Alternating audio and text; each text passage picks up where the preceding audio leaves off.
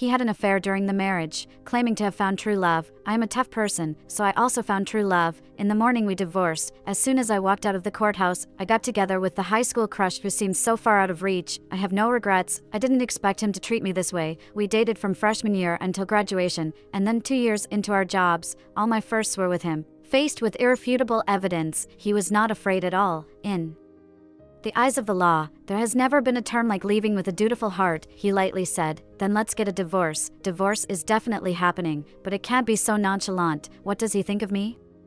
Are these years of affection just over with the word divorce? I lost control, shouting that I would go to the mistress's school to humiliate her. As soon as he heard that I wanted to see the mistress, he hit me. The sound of the slap was loud, but the injuries were light. After all, just a slap plus a few kicks. In fact, at that moment, I didn't feel the pain, only numbness. When a person is extremely angry, the brain shorts out, and you forget how you walked out the door and ended up in the car, driving aimlessly through the city. I'm in London. The breeze by the river is chilly. When I reached the parking lot, I stayed there for a long time, feeling a bit more sober. I finally picked up my phone. He had sent me many voice messages. I didn't want to open them. A few people in the high school class group were joking around and recounting our high school days using slang. Jack was the class monitor, also the top student in our class. After completing his bachelor's, master's, and PhD, he was admitted to a famous medical school and stayed in this nationally renowned hospital. Half the girls in our class liked him, and I also had a crush on him. My best friend also had a crush and even confessed, only to be rejected. The reason given was that he didn't like girls with poor grades. And I didn't have very good grades. Our only connection in high school was being classmates and sitting together for a month, but he was very quiet, and we didn't have any stories between us. After graduating, we lost touch, and we never exchanged contact information. I admit that there was a moment when I thought about betrayal. Going for a fling with Jack would be a humiliation to my ex-husband, but that thought just flashed briefly. After all, we hadn't seen each other for a long time, for years of college plus 2 to 3 years of work. The hospital was not far from the river. Actually, it was late at night, and he might not even be working. Even if he was working, I didn't necessarily have to see him for the injury. This is a point that my abusive husband later emphasized repeatedly. Why contact him out of all the doctors? I retaliated. Why not? He roared. Why is he working overtime right now? I repeated. Why not? And added, let's get divorced. I said it very casually. His expression of anger and helplessness at that moment was truly spectacular. If heaven were to strike with a thunderbolt, it wouldn't happen. If someone were to be struck down, they would have to do it themselves. Back to the point, anyway. In a moment of impulse, I added his contact information when my mind was heated, and he probably accepted it within 10 minutes, responding with a question mark. I said, I am Mary, he said. I know. Why are you adding me so late? Do you need my help? Perhaps all doctors encounter such situations, I said. I've been abused, injured, and I'm nearby now. I want to go to the hospital to get checked and maybe do a medical examination. Not sure about the procedure, so sorry to disturb you, old classmate. He didn't reply for a long time. I waited a few minutes, seeing no response, wondering if I was being too direct. But I was so heartbroken and angry at that time that I couldn't care about those things, and sent a voice message. I forgot what I said, but once I started speaking, I started crying in a grievous tone. The gist of it was that I had been hit, wanted a divorce, and didn't know if going to the hospital could help with the examination. After a few more minutes, he replied, I'm already at the hospital, in the emergency department. I've traded shifts with someone. Come over. When he examined me, he wore a face mask, showing no expression, only saying, don't provoke the other party next time. Protect yourself. His voice was different from what I remembered. In high school, his voice didn't have this much magnetism or calmness. As for whether I was moved at that time, I wasn't. Upon seeing him, I only felt shame. He was the only person I had a crush on during my adolescence, so outstanding, and I looked so wretched, feeling embarrassed, especially regretting contacting him. The examination showed no major issues, a few bruises on my back, swollen knee joints. A patch of hair was even pulled off, but it didn't amount to a minor injury. This was when I realized that even minor injuries were quite serious, and the domestic violence assessment isn't something the hospital provides. I needed to get a referral from the Women's Federation. He didn't send me back like in novels. There was nothing special. I just took the paperwork and left. Although it was late at night, there were really a lot of patients, one after another. A doctor walked in midway and was very surprised to see him, saying, "Why are you working nonstop? Aren't you off today?" I didn't go home. I went to a nearby hotel and sobbed uncontrollably. After my best friend rushed over and scolded the scumbag for surely having an affair in college as well since he was so smooth, I thought it might be true, but I didn't say anything, because deep down, I really didn't want my college experience to be marked by betrayal. My best friend suggested going to teach the mistress a lesson. I said we might as well take both of them down. Late at night, I looked at my phone, and with a glimmer of hope, I opened the scumbag's voice messages. He said I was obsessed with cleanliness, insisting on washing toothbrushes in cups. He said I was boring, going home every day after work. He said I spent money, not approving of anything, like painting watercolor paintings. He even said my family sold their daughter, asking for an 80,000 yuan betrothal gift. I won't argue about the rest. It's true I received the 80,000 yuan betrothal gift, but I brought 200,000 yuan in dowry plus a house to the marriage. He didn't have a house or a car. I brought my dowry and married him with gentle devotion. The last few lines were more submissive, saying he could change, I should change my temper, and not go find the mistress. The mistress is a kid, only 20 years old, still in college, still a child. I grabbed a bottle of liquor, I drank too much. In the middle of the night, I insisted on running out in my undershirt and shorts. My best friend couldn't hold me back, saying I walked down the hallway holding the bottle, cursing the entire time. When morning came, I saw a message from Jack, my friend. Is a lawyer, specializing in divorce lawsuits, very reputable. Trustworthy. I've just contacted him for you. You can go consult with him tomorrow to draw up your plans. I was dizzy and replied, thank you, but I don't need it for now. My cousin is a lawyer. It really wasn't necessary. My cousin is a lawyer. No need to find him. My best friend leaned over to look at the screen, noticed her insatiable curiosity, but this wasn't the time to ask questions. Is your cousin a divorce lawyer? She reminded me. This line struck a chord with me. In my heart, I understood that someone like Jack, a doctor at a big hospital, with such a wide social circle and his education, the lawyer he'd recommend would probably be leagues ahead of my cousin, but I felt embarrassed, and it seemed too much trouble to bother an old classmate, and on top of that, I felt there was a stirring in my heart. My mind was constantly thinking, why not give it a shot? He's cheap, so why not be shameless as well? After all, Jack was single. This thought kept resurfacing, whereas in the past, I would have been embarrassed, but at that moment, I felt redeemed. I couldn't describe the feeling that came over me, as though even if it were just fantasy, it could still comfort me in some way, both hating and hurting, wanting retribution, uncertain how to do it. My husband's mother sent a voice message that nearly sent me into a rage. Even if a couple quarrels, they should control themselves. How did she let her son end up like that? You're a university graduate too. Why aren't you more sensible?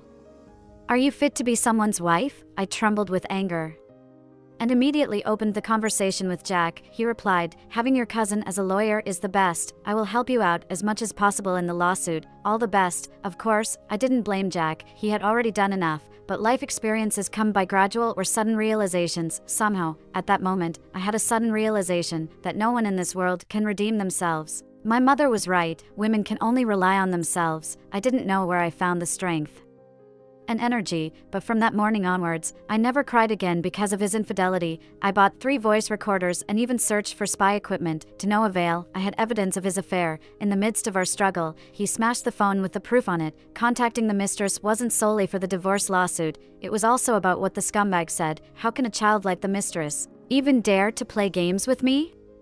I had seen videos about dealing with infidelity, knowing that collecting evidence wouldn't harm the other party financially, but it would bring moral condemnation upon them, at the very least. When the public opinion war broke out in the end, I'd have something to show, that I was the one who was wronged first. I also checked the mistress's school, but unfortunately, I didn't know anyone there. However, a helpless, dependent college student like her wouldn't be able to escape. I contacted my cousin again. This guy wasn't a divorce lawyer, but he recommended someone decent. They wouldn't be as powerful as Jack's recommendation, but they'd suffice.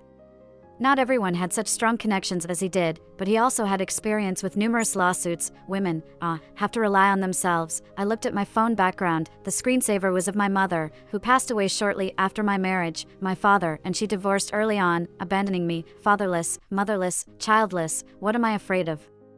I made up my mind. I had to hold on to my money, tear it all to the end. Worst case scenario, I'd move to a different city. Do you have that friend from college? Let's go find the mistress. I asked my best friend. She didn't. She just kept searching the school's phone number online. As she searched, she started crying. I knew why she was crying. Growing up together, she understood me the best. My fervent love was wholeheartedly given to him. This rotten man, has he lost his humanity?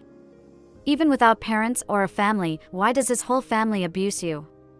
She saw the screensaver of my mom's photo and immediately broke down. My best friend was really angry, to the point where she said my heart was consumed by a dog, not covered in shit. She urged me to eat more, accumulate enough anger, and build up my strength so we could go to the University of the Mistress. Come on, I'm going to take the initiative. Forget about the proper wife not seeing the mistress. Being genteel and waiting to confront her in court, I needed to take matters into my own hands. As I was about to leave, I glanced at my phone. Jack had sent another message. However, my lawyer friend is my dad's old comrade. I've already arranged to meet.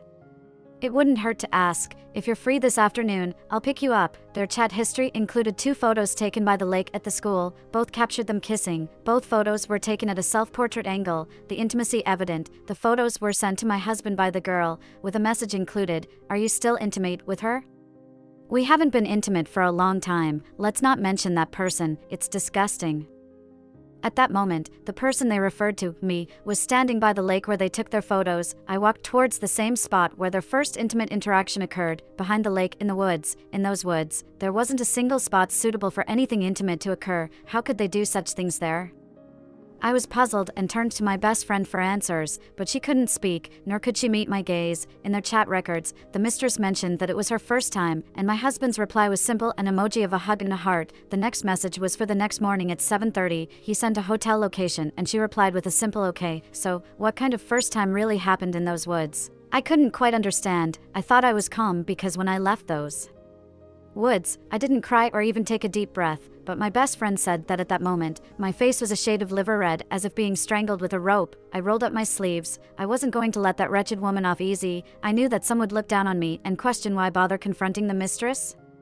Even looking at her was elevating her, let alone resorting to violence. But sometimes you just need to face the music. I didn't have much to lose and wasn't that noble anyway. I went there to question her, and if she cooperated, I would just slap her a few times, demand back all the money my husband spent on her, and inform her parents in school. If she played games with me, then besides the slaps, it wouldn't be as simple as that anymore. Is fighting the mistress useless? How is it useless? At the very least, it would be a catharsis. I rolled up my sleeves and headed towards their dormitory. My best friend suddenly perked up when she saw me heading there. She was 175 meters tall, grew up in the South, but went back to her hometown every holiday. According to her, once she was back in the South, there was never any physical violence involved in her fights.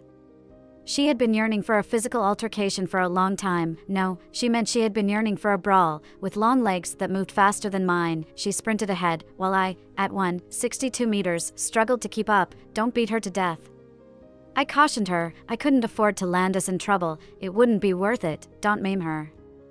I cautioned again. The woman in the photo had a delicate frame, similar to mine, and I felt like my best friend could handle slapping her around. In high school, my best friend was the champion of the women's shot put team. Let me finish what I have to say first, before you act. I kept repeating. Looking back, I shouldn't have brought her. As soon as we reached the mistress's dormitory, my best friend went completely off script, forgetting all my instructions. To say the least, anyone who witnessed what my best friend did would be shocked. Before I could come to my senses, she had already pulled the mistress's hair violently. I had never been in a fight before, and the scene was nothing like what I had imagined from TV shows or movies, where there's a lot of hair pulling and screaming. Without even seeing clearly, my best friend managed to pull out a handful of the mistress's hair in a split second, leaving her completely bald in that spot. She achieved that feat in an instant. I was genuinely scared. At that moment, I feared that my best friend's brute strength might actually scalp the mistress. That would have been disastrous, and it could have led to legal consequences.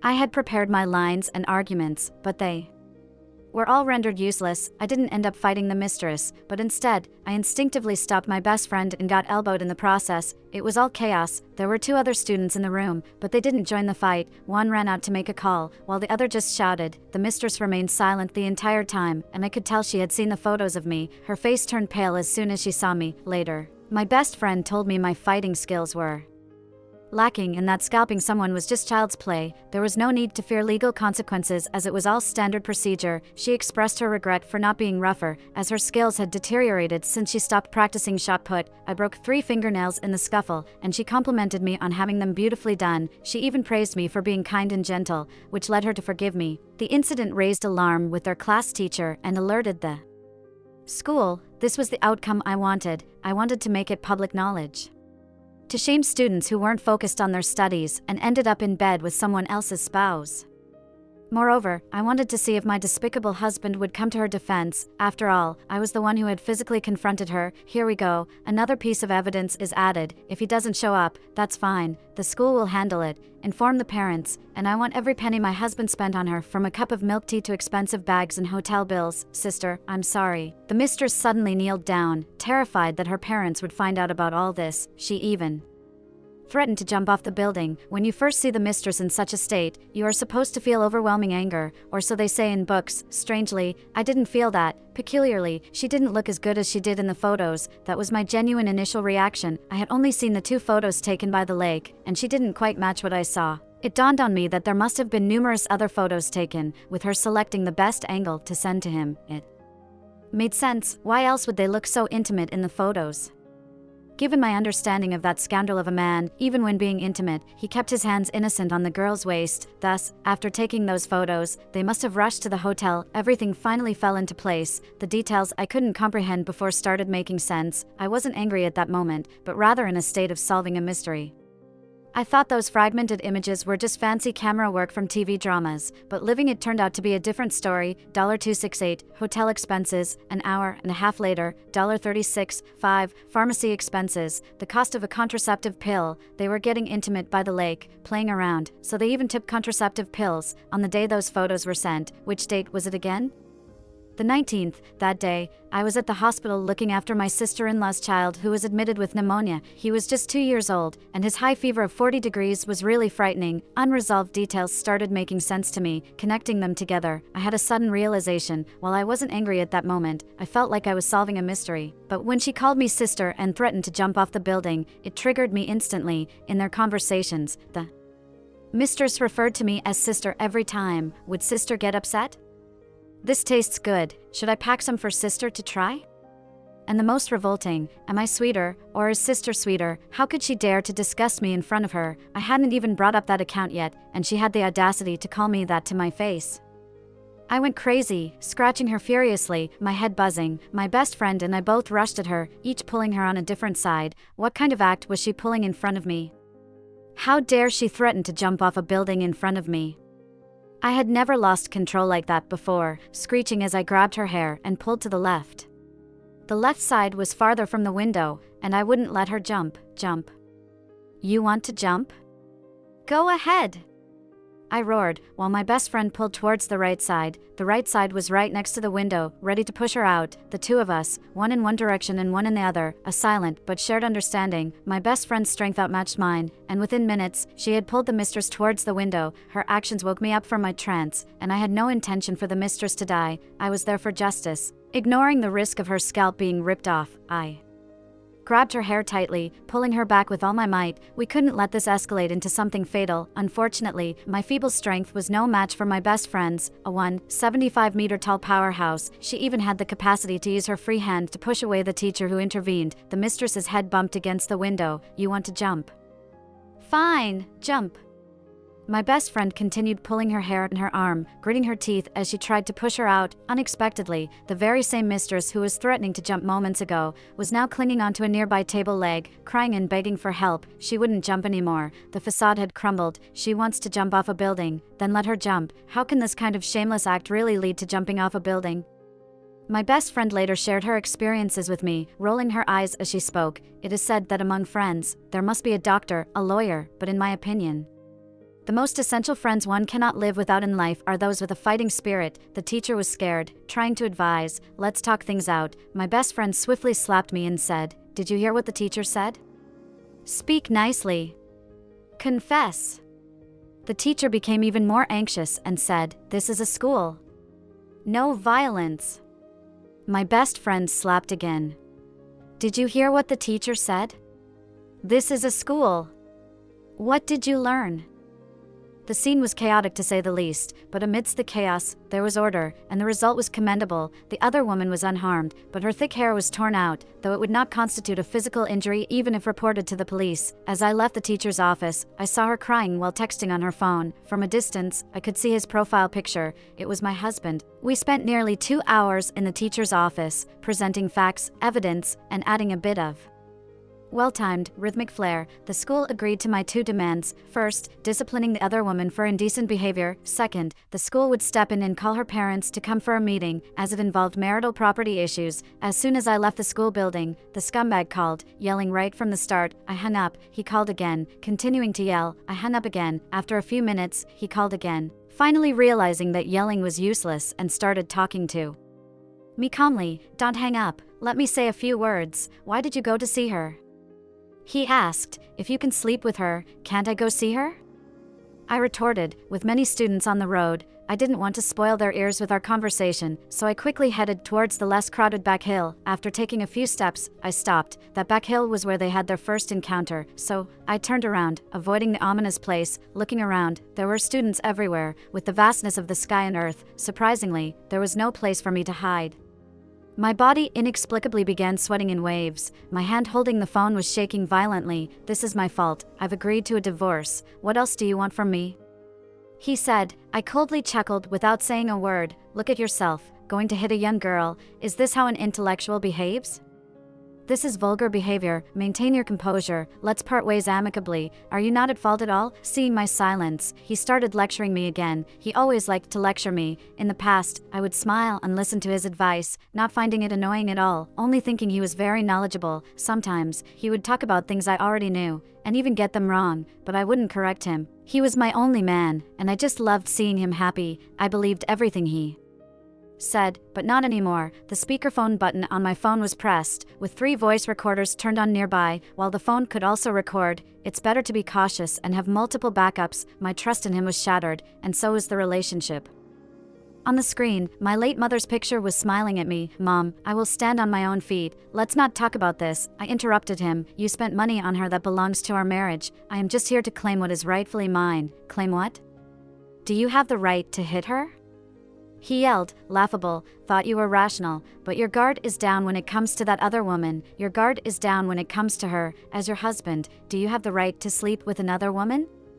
I countered. I remained calm, not yelling. Mom, I will protect myself. I kept repeating in my mind. My hand was shaking, but my voice was steady. Mom, I'm doing great, right? There was silence on the other end of the call. After a few seconds, he said, I did not cheat. Then he hastily hung up. I knew he sensed the separation and the absolute determination and resentment emanating from me. He started being cautious around me, no longer daring to shout at me recklessly. A few students walked by.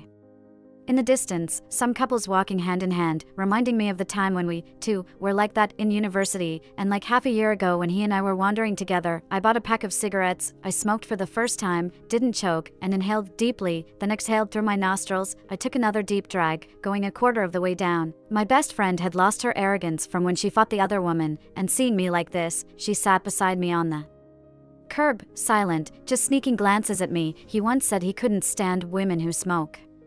Lighting 3 cigarettes in a row, taking several puffs, without choking at all, it seemed that I had a talent for doing something that he despised. Am I a shrew? I asked. A despicable man dared to say you are a shrew? You went to hit the other woman.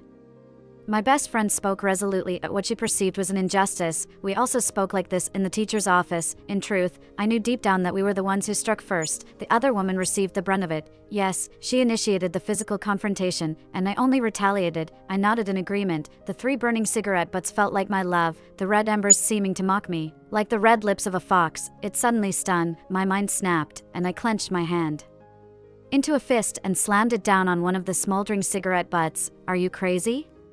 My best friend exclaimed, pushing me away. On the 19th in the afternoon, during the hour when they were in a hotel room, I was in the hospital holding my nephew, calling him twice, and he answered both times. The first call, he was in a hurry and quickly hung up. The second call, he started talking more than usual, asking various questions, breathing heavily at times. I thought he was in a rush. And the hospital was quite noisy. I should have listened carefully to figure out if their actions were frantic. As I said this, I couldn't continue. I didn't understand. Why did he do this? If you want to cheat, then cheat. Why did you answer my call while doing that with someone else? These years, our relationship was good. We rarely argued. Does he despise me so much? detesting me to the point of answering my call for several minutes. I just don't understand. I really want to cry, but I can't. My body was feeling increasingly uncomfortable, waves of nausea rolling over me. The remaining 2 cigarette butts were glowing red. I held my hand in a loose fist and slowly pressed down on them, crushing them out, pressing them into the soil. This time, my best friend didn't stop me, just stood up and paced behind me. I opened my fist, using my index finger to crush the last trace of red ember that snuck out. Did it hurt?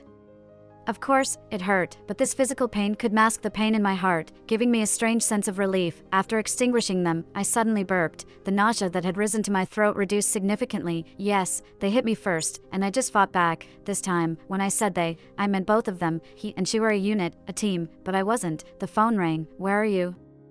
I've scheduled a meeting with the lawyer at 3. He had some last-minute issues, so it's moved half an hour earlier. I'm near the school. I'm nearby too. I'll come to pick you up. 2 minutes later, I replied, okay. My car was actually parked not far away. I didn't need him to pick me up. When Jack came over, I was lost in thought, and when he arrived in front of me and called my name, I snapped out of it. In a white shirt and black trousers, he seemed like he was going to an important place. Tall, 6 feet 3 inches, clean and mature, very different from our high school days, attractive and composed, and me. Looking exhausted, like a withered autumn leaf, weary and bitter. My best friend, on the other hand, quickly regained her vitality, chatting cheerfully with Jack. Jack asked, "What are you guys doing here?" My friend responded, "Just hanging out," I said, "dealing with the other woman." My friend nudged me with her elbow. "You can't say it's about the other woman. That's not something intellectuals or cultured people do." Moreover, Jack was the high school heartthrob. I didn't care. Love is over. No enthusiasm left. I turned my head away, not looking at Jack's expression. My friend immediately changed the subject, chatting for a few more minutes before Jack pointed to his car. We were running out of time, so we had to get to the law firm. Following his gaze, I saw a black car parked around the corner, the logo shining brightly. Such an expensive car. Is a third-tier hospital surgeon really this wealthy? Just as we reached his car, my friend suddenly doubled over, clutching her stomach, screaming in pain as if she were about to give birth in a TV drama. I was terrified, thinking she got hurt during the fight. She said, "I have a stomachache." I rummaged through my bag, retrieved some tissue, and she swiftly ran off. I said, "Hurry up, we'll wait for you." "All right." Truly gifted, having stomach issues and still able to run that fast. As we walked to the car, I hesitated for a moment, placing my hand on the back door of the car. Even though he was an old classmate, he was still a single man, and I was a soon-to-be divorced woman. Sitting in the front passenger seat would have seemed a bit too ambiguous, especially in Jack's car. In reality, it was just an excuse. The truth was, my mind was consumed with ugly thoughts of revenge. These shallow, brainless, and low-level thoughts kept swirling in my mind, unable to shake them off. Along with the details of his affair, scenes of him entangled with her, it tore me apart. Why was I like this? I dared not sit in the front passenger seat, nor should I, especially in Jack's car. He was the only person I ever had a crush on, the male god of my 3 years in high school, a target of revenge who turned out to be even more outstanding than I imagined. What was wrong with him? To be taken advantage of by someone like me, sitting in the passenger seat, he said. "I need to treat the burn on the back of your hand." Jack pulled out a first aid kit from the trunk. I was surprised and looked down. The back of my hand, burned by a cigarette, had some dirt on it. If you didn't look closely, you wouldn't even notice. Was his observation ability that strong? "Follow the doctor's orders," he said when he saw I didn't move. Getting serious. "Okay, doctor, it's amazing how patients like me," I thought. I sat in the passenger seat. As he treated the wound, his hand directly touched mine. His hand was warm, his movements gentle, but there was no hint of anything ambiguous. He was very professional. It hurt a bit, and I gritted my teeth. There was also a wound on the neck, probably scratched in the chaos just now, as there were 2 long marks. He glanced at it and succinctly said, "Pull your collar down, revealing your left shoulder." I felt a bit embarrassed, but, following the doctor's advice, "Doctor, hasn't seen everything? Just treat the back of the neck and shoulder," he said lightly. After applying the medication, I continued to pull my clothes down a bit and let the medicine dry, feeling a bit shy. Actually, last night when I was beaten up by a scumbag and went to the hospital, he had seen my back, thighs, and waist, which was a large area, but that was the hospital, and this was inside the car. After applying the medicine, I continued to pull down my clothes a bit and wait for the medicine to dry. I sneaked a peek at Jack and saw him quickly pack up the first aid kit and put it in the back seat. My ears turned red, but he looked very calm, so calm that I thought his ears might be hot from inside the car. I turned my head, looked out the window, and quietly waited for my girlfriend to come, but also afraid of her arrival. He's here, see me revealing half of my shoulder, and who knows what he'll think. A video played from behind, and he handed me his phone. In the video, there was a fight going on in A foreign parliament, a collection of fights, these legendary social elite, dressed in suits and leather shoes, were fighting more fiercely than fishwives in the parliament. He didn't say anything, but I understood what he meant. He didn't think it was improper for me to go and confront the other woman, nor did he think it would harm the reputation of intellectuals. He used the video to tell me that these MPs were brawling in public, so what if an ordinary person like me gets into a fight? Honestly, at that moment, I felt a little sweet. It was a genuine sweetness, from the lips to the heart, but this behavior can't happen again. He pointed to the back of my hand, looking serious. Okay, I nodded. Suddenly, I felt a little embarrassed and turned my head back to look out the window. My friend, why hasn't she come yet? I faintly felt something was wrong. Before Jack arrived, she wanted to take my car and drive away, which I didn't agree with. We had to go to the law firm together, otherwise, it would seem inappropriate with just Jack and me. Not that something would happen, but I was worried that if the divorce lawsuit started, the scumbag would come looking for surveillance footage, and seeing me and Jack leaving alone, it would be hard to explain. My worry was proven correct and quite foresight, because later, the scumbag indeed found the video of us driving away. Seeing the video, he went nuts, but that's a story for later. I patiently waited in the car for my friend for nearly 20 minutes, but she still hadn't arrived. What if she doesn't listen to me and sneaks away? I quickly picked up my phone and sent her a message to urge her. She replied, I suddenly have something to do, you guys go ahead first. I was dumbfounded and called her immediately. No answer. I hurriedly messaged her again, trying to explain the situation to her, but she replied, I took the car keys with me. I checked my bag. Oh my, when did she take my car keys? So, let's go first. Jack stepped on the gas, and the car drove out. Time was running out, and his driving speed was fast and intense but steady. As for the matter of divorce, it's better to consult a lawyer, which can prevent a lot of complications. For example, I couldn't stand the 30-day cooling-off period for a consensual divorce. I smacked my thigh. Let's go to court. But the lawyer told me that litigation divorce was the slowest and most complicated, taking half a year at a minimum and up to a year or two before a successful litigation divorce, usually between 6 and 15 months, a year or two. It only takes a few minutes to get married, but a year or two for a divorce lawsuit. The fastest option was mediated divorce. No need for a lengthy litigation process, no cooling off period. As long as both parties agreed on divorce, child custody, and property division issues, they could proceed with mediated divorce, effective immediately, clean and clear. Each goes their separate ways. Would the court really rule that quickly? Would there be no obstacles?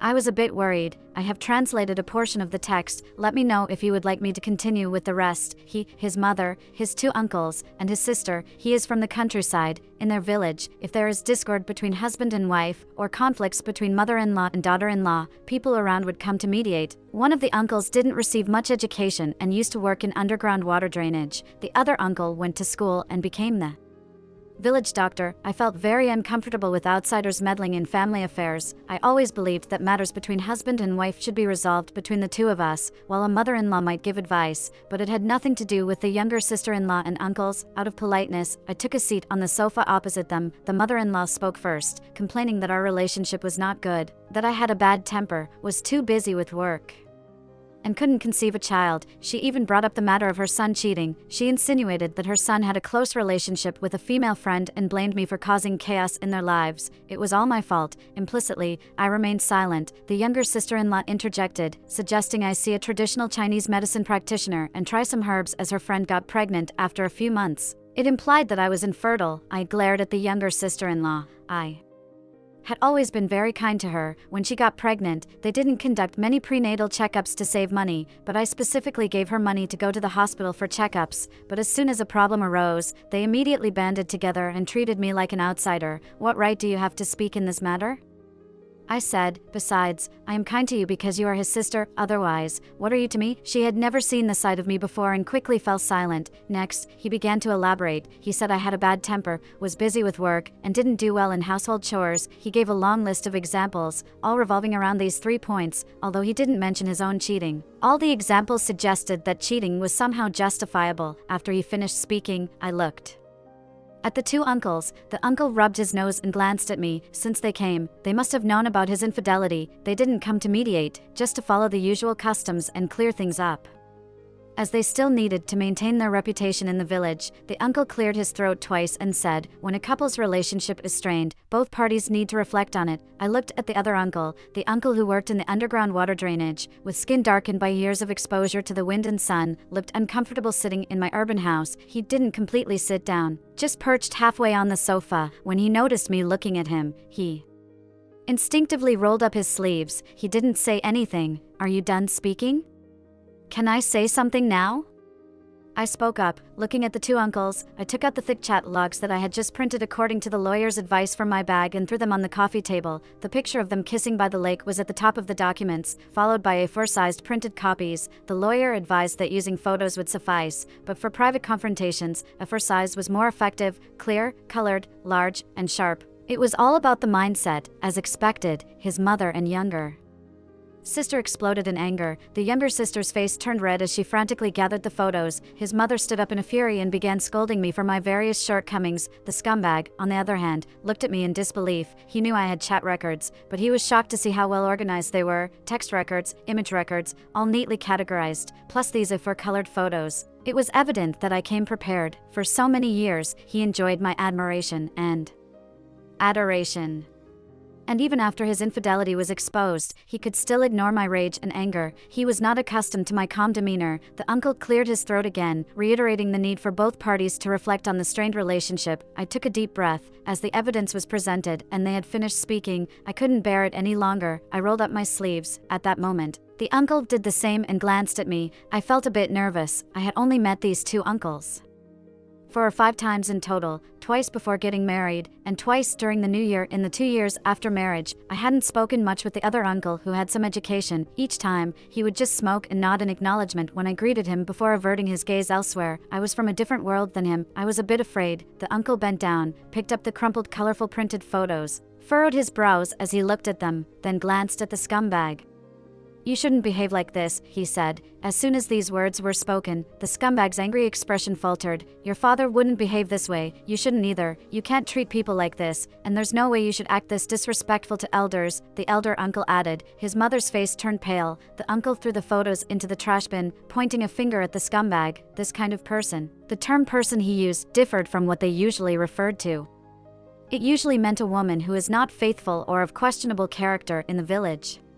They would often say things like, "That person is cheap, divorced 3 times, can this person even bear children?" Very chauvinistic. Normally, I couldn't stand to listen to such talk, but at that moment, I found it satisfying. Can someone like this even go to college? The uncle stared at the trash bin in shock and disbelief, then he rolled up his sleeves again. "She has no parents. She followed you since she was so young. You can't treat her like this. You shouldn't bully her. Her mother just passed away a year ago, and you do this. You bully her like this." He never looked at me throughout, just like he did during the new year, not meeting my eyes. Upon hearing this, I stood up and went to the bathroom, making sure to grab my bag. Even though the documents were just copies, they were crucial. I acted calm and composed. After entering the bathroom and closing the door, I took deep breaths to maintain my composure and logic, but the tears couldn't be held back, flowing uncontrollably. I didn't want to cry. They had all just said such things about me, him, his mother, and his younger sister, for so long. Many of the examples he cited, I could have rebutted. I do have some shortcomings, as his mother pointed out, but he also has faults. I felt so wronged. But I held it all in. Despite feeling so aggrieved and angry, I did not cry. Tears are truly the most uncontrollable thing in the world. Like a flood, once it breaches the dam, it can't be controlled. With a thud, I slumped down on the bathroom floor, wailing uncontrollably. I wasn't crying because of the scumbag.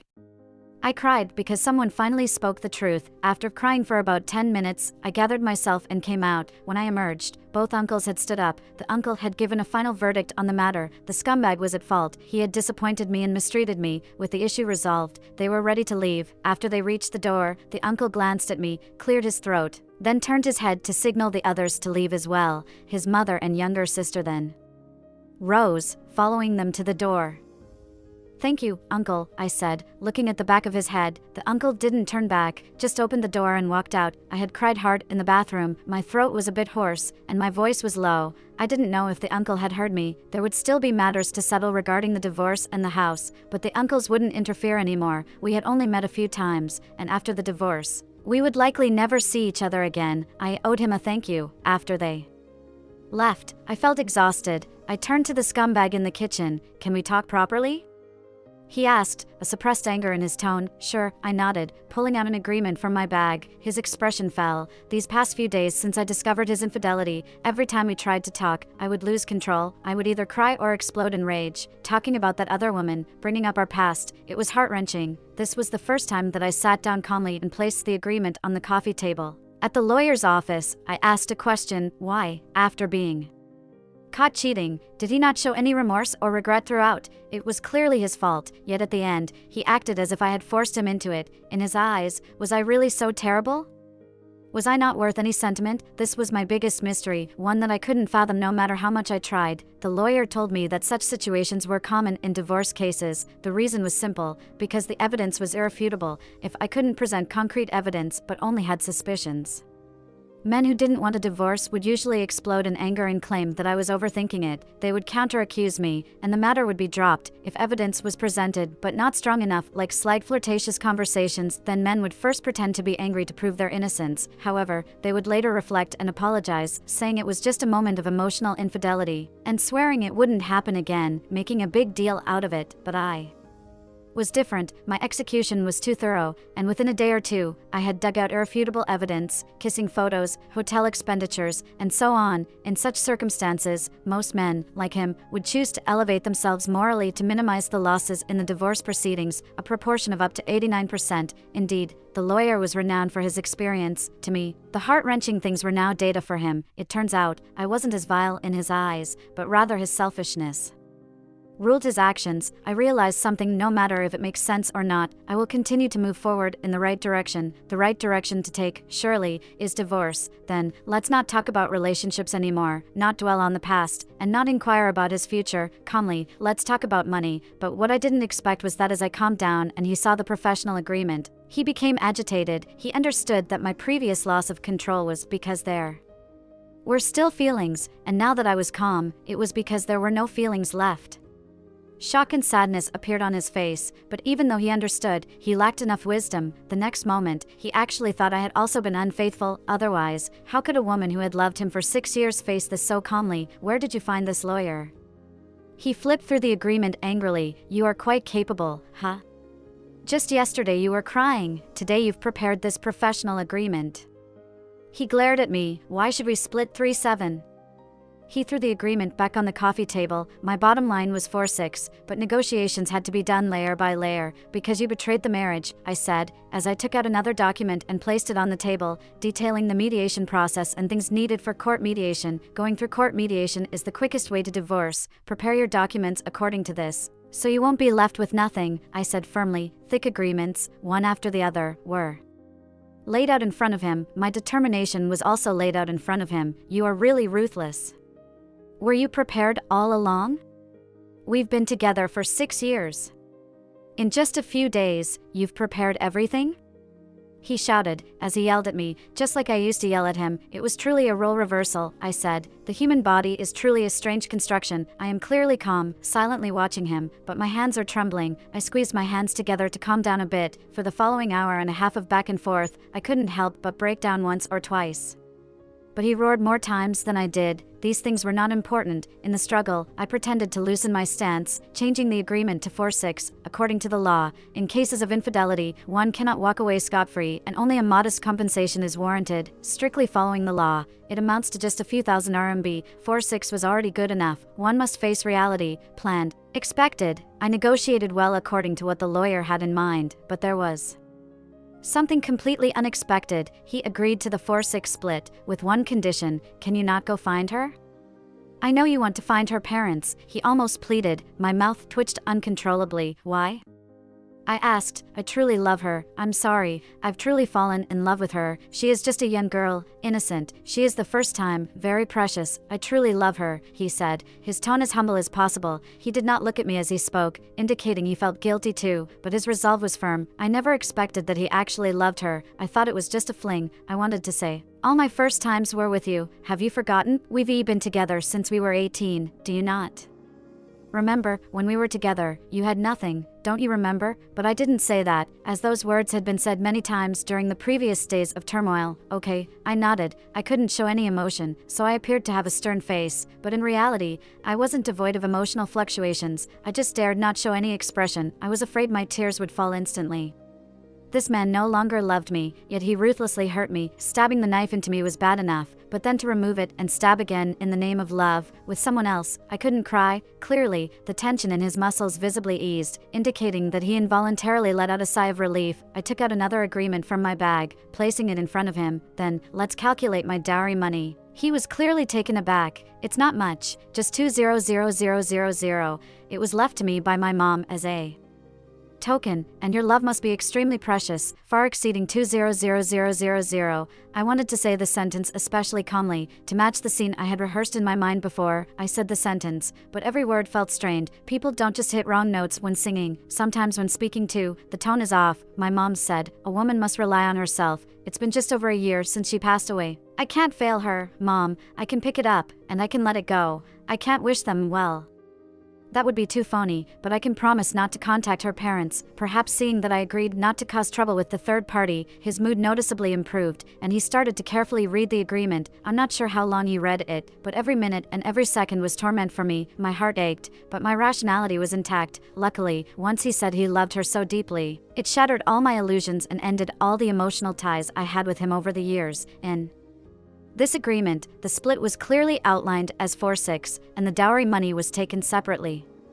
It may sound better than many stories where one leaves with nothing, but in reality, there was no provision for leaving with nothing after infidelity. The lawyer told me, even if infidelity was proven, it might give some advantage in child custody arrangements, but in terms of money, it would only amount to a modest compensation of a few thousand RMB. Welcome to the real world, betraying a marriage. You compensate with a few thousand RMB, that's the sum, so, splitting 4-6 and setting aside the dowry money separately, in a real divorce lawsuit, this kind of ratio was actually quite good, but the lawyer had set a trap. When we bought the house, my mom gave 400,000 as we were short on funds, although there was no written agreement, he knew and the bank statements could prove it. The lawyer added 2 small clauses, one stating a proportional compensation based on the market price of the house, and another lengthy paragraph which I couldn't remember, in the lawyer's own words.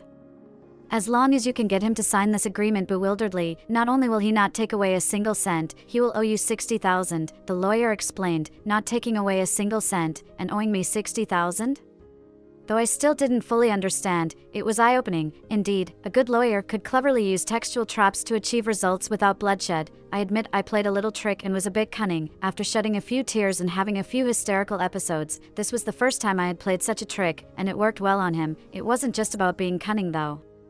After all, some emotions were genuine, it's just that I used reason to manage them, afraid that I might change my mind. He hurriedly signed the papers, fearing I might back out. How could he continue being with the third party if I changed my mind? I was concerned that this might affect the divorce. The lawyer said that after obtaining the divorce certificate, officially entering the stage of property division, he would discover the nuances of the agreement. It meant there were 2 lawsuits involved. After hearing that the subsequent turmoil wouldn't affect the divorce certificate, I finally felt relieved. It was past 11 p.m. when we finished the discussion. Exhausted, he left at 11:10 p.m. and Jack's message arrived at 11:15 p.m. Lawyers are friends. Favors are also hard currency. No need to pay money. Favors are much more than just hard currency. Favors are hard currency, more challenging and precious than money. I owe Jack a huge favor. I did. Oh Jack, a great favor, I just didn't know how to repay it. After a few seconds, he messaged again, I'm downstairs at your place. I suspected he had been waiting there all along. When I sat in the passenger seat, his eyes quickly glanced over the exposed skin, as if checking if I had been hit again. The atmosphere felt very strange. How should I put it? I was a woman in the midst of divorce, while he was a single man. Any adult would know that a doctor working in a busy top-tier hospital wouldn't concern himself with a woman like this for no reason. Just as my thoughts wandered, he interrupted. He didn't say or do anything. He simply turned his head to look at me, and when I met his gaze, it lasted just a second or two before he looked away. He just stared quietly ahead into the dark, deserted underground parking lot. After a minute or two, he said, "Take care of yourself. Don't get into any conflicts." I nodded. He added, "Money isn't that important. Life is long. Don't get into conflicts. My phone is on 24/7. Patients can call me anytime." He emphasized not getting into conflicts. And when he mentioned patience, he looked at me very seriously. In the end, the divorce proceedings from my perspective went smoothly. After submitting the necessary documents, the court still took some time, going through the procedures, and we were asked to pick up the divorce certificate on Friday. The house was packed up and unwanted items were discarded by the time my ex-husband realized the issue of property. It was too late. It was written in black and white, signed, and he couldn't retract it. There would surely be some back and forth, but I wasn't afraid. The divorce involving financial matters, the lawyer was very capable. One mustn't be too ruthless. I didn't lose out on the money, so the things I agreed to with him, I would see to it they were done. According to our agreement, I didn't call the parents of the mistress, third party in a relationship, even though the school tried to contact me several times. I didn't respond. I thought that this matter would just pass.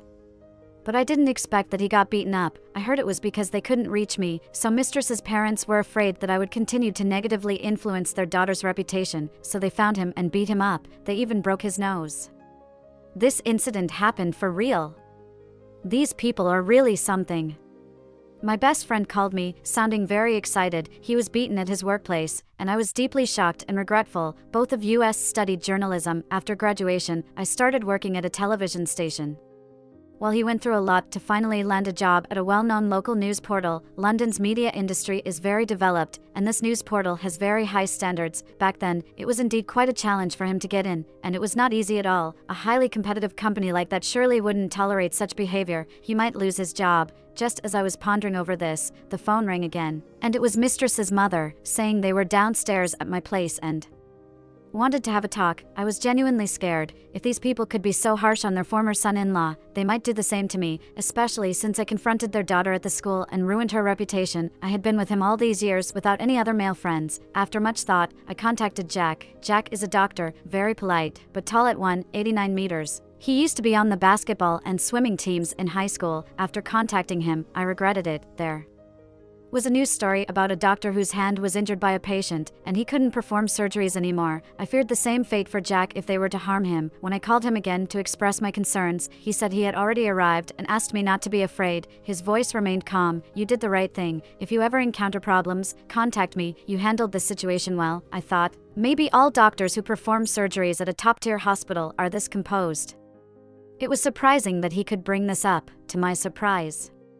Mistress's parents were quite civil in front of me, showing no signs of aggression or anger. They came with the hope of settling the matter concerning their daughter. Despite their daughter's involvement in the breakdown of my marriage, they hoped I would offer her a way out and not escalate the situation further. The crux of their request was for me to prevent the school from taking disciplinary action against her. A demand I didn't agree to. Why shouldn't she face consequences?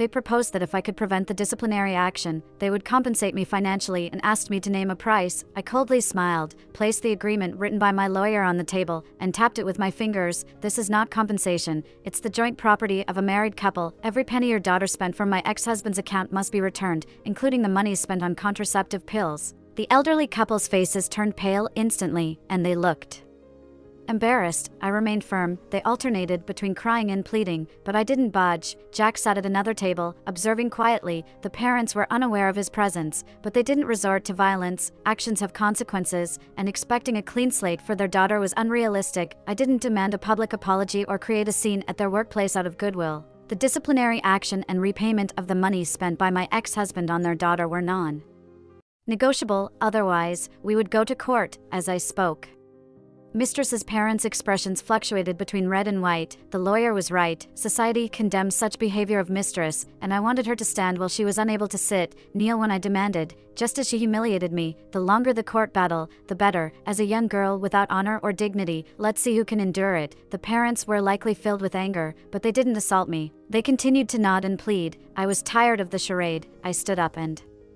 walked away without listening further. Jack followed closely. I'm already on leave. Let's drive around, he suggested. Good, I nodded. Has the court accepted the case? He asked. Yes, they have approved it, I replied. What about the divorce certificate? We can pick it up on Friday. Perfect, isn't it? He smiled, looking at me. His calm and gentle tone had a hint of mint. The touch of his hand that day lasted only 15 seconds, but it left me sweating profusely and too afraid to move. This divorce period had made me acutely aware of the underlying ambiguity between us, albeit only slightly. We hadn't even dined together privately, despite being a busy doctor at a prestigious hospital. He had come to my aid during my hectic days. I had some thoughts, but was uncertain. As a divorced woman, I didn't dare delve deeper into those thoughts. Unexpectedly, he had made such a direct move without giving me any time to prepare. My heart raced uncontrollably. The car started, driving out of the dim underground garage into the bright sunlight. I had no idea where he was taking me, and I couldn't bring myself to ask, so I sat silently, feeling my heart thumping loudly. "Shall we pick up the papers at the court this morning?" he asked. "When?" 10 a.m., "I'll pick you up at 10:10 at the courthouse entrance," he replied. My heart raced even faster. For the next 2 days, I couldn't sleep well, tossing and turning in bed. Before, I would cry while packing my things, but now, no tears came. I felt like I was moving on too quickly and guilt crept in. However, he didn't contact me either during these days, and I hesitated to reach out to him, so I went through his social media profiles over and over again. They say doctors are often unfaithful, but then again, I was beginning to think, as a divorced woman, maybe it was time to date again. After being genuine in a relationship and still ending up in such a situation, wouldn't I be more cautious this time? I heard he was involved with a doctoral student before, and my friend once confessed her feelings to him, and he said he preferred someone with good academic performance. Those days, my mind was exhausted, and so was my body. One question lingered in my mind all the time: wasn't it a bit too fast for me to move on considering my divorce? I felt a sense of guilt, but those days, all I could think about was the 15 seconds that he held my hand. I continued to roll around in bed, sometimes reminiscing about my ex-husband for a few seconds and feeling dejected, but in the next moment, I would recall those 15 seconds of him holding my hand. I craved redemption. I was so afraid of divorce before. The mere thought of the divorce certificate used to make me cry, but now, all I wished for was for Friday to arrive quickly. When he extended his hand to hold mine, it felt so close. His voice had a hint of peppermint. As we approached the courthouse, I glanced at the parking lot, but I couldn't see his car. When my ex-husband saw me, his eyes lit up. I had dressed up early in the morning, exercised for an hour to reduce swelling, put on light makeup, styled my hair, and wore a new dress. He, on the other hand, didn't pay much attention to me, looking like a fool with his bandaged head. I ignored him. This makeover wasn't for him or Jack. It was for me to ensure a good ending to this chapter of my life. Besides the divorce certificate, there was also an invalidated marriage certificate. The court staff asked if we wanted to keep it as a memento. I shook my head, but my ex-husband nodded. I furrowed my brows, reached out, took the 2 voided certificates, and tossed them in the trash. His face darkened. I turned away, feeling a pang of sadness and almost on the verge of tears, but managed to hold them back. As we stepped out of the courthouse, I saw Jack's car in the distance. I strode over and just got into the passenger seat without a word. Jack smiled, pleased that I chose to sit in the front seat. Seeing me with him, my ex-husband's expression changed, and he immediately called my phone. But before I could answer, Jack placed his hand on top of mine, accelerated the car swiftly and smoothly, with an air of confidence. My ex-husband's face displayed a range of emotions, leaving me feeling vindicated yet saddened. It was obvious my ex-husband was suspicious upon witnessing the scene. As expected, he tried to find evidence of my affair, but only came across surveillance footage of Jack and me leaving a university together. What could that possibly prove? Everyone has old classmates, and besides, that day, it was my friend and I who confronted Mistress, he exclaimed. I even found out that you visited him for consultation that night. He presented some consultation records with Jack's signature from that day, showing the effort he put in. What does that mean? He's just an old classmate who became a doctor. My ex-husband completely lost control. Why did you have to find him? There are so many doctors. Why did you have to find him? I smiled, but didn't say anything. He completely freaked out. Why was he working overtime on that day? Why? I asked in return. Actually, Jack and I didn't have any extramarital affair during our marriage. At most, there were just some fleeting thoughts in our minds, but I just couldn't explain it to him. He was just like when I found out he had an affair, suffering, broken, and the humiliation of being betrayed. I did not have an affair, but he did for sure. Those photos, those chat records, they stabbed me like a knife. I don't know if he and his mistress are truly in love, what their status is. Whether they have broken up or not, that's his future, just like my future. It has no connection with him anymore. My ex-husband actually came back to me later, drunk, crying like a baby outside my door, saying he was wrong, begging me to reconcile and remarry. I didn't pay any attention to him. Men are like this. They don't know how to cherish what they have when they have it, but they regret it deeply once it's gone. I couldn't be bothered to think whether he missed the once happy marriage, or missed the life with a house and a car that he had, or both. I no longer cared. He kept saying, why do I have to leave with nothing and still owe you money? Why? Because you betrayed the marriage, because I found a good lawyer. He kept crying and screaming, disturbing the neighbors. You must have had an affair a long time ago. When you got the evidence, he came to pick you up. I knew it.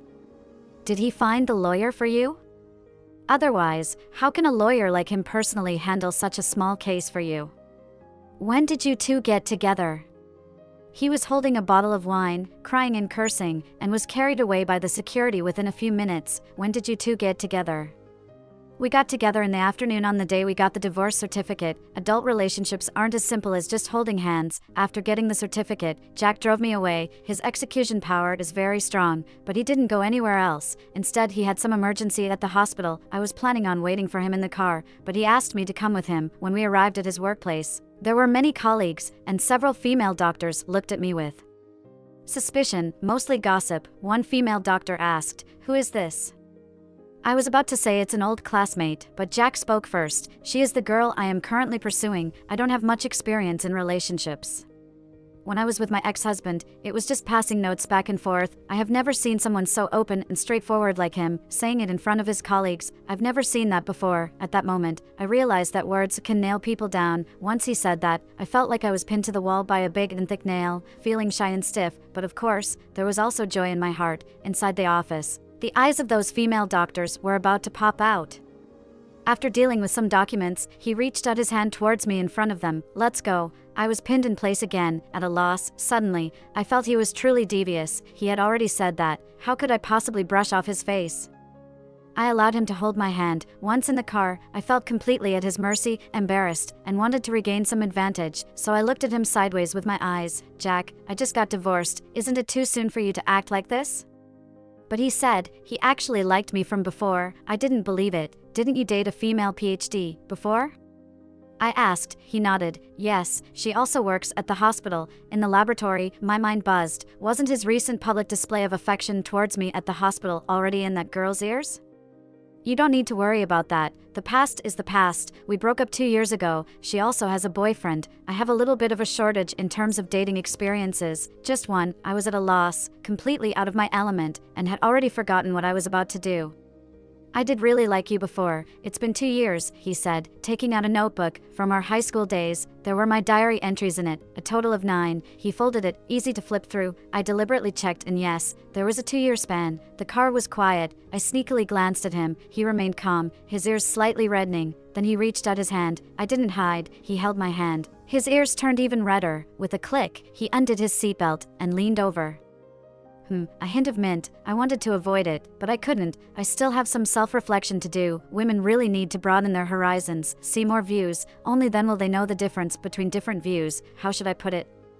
Talking about driving, his car was very expensive and big, drove powerfully, yet smoothly. He truly is a Prince Charming, intelligent, everything about him is perfect, not disappointed. Besides, he is not always so composed. At least, every time he leans in for a kiss, he momentarily loses control. As for the rest of the story, let it unfold. Life is still long.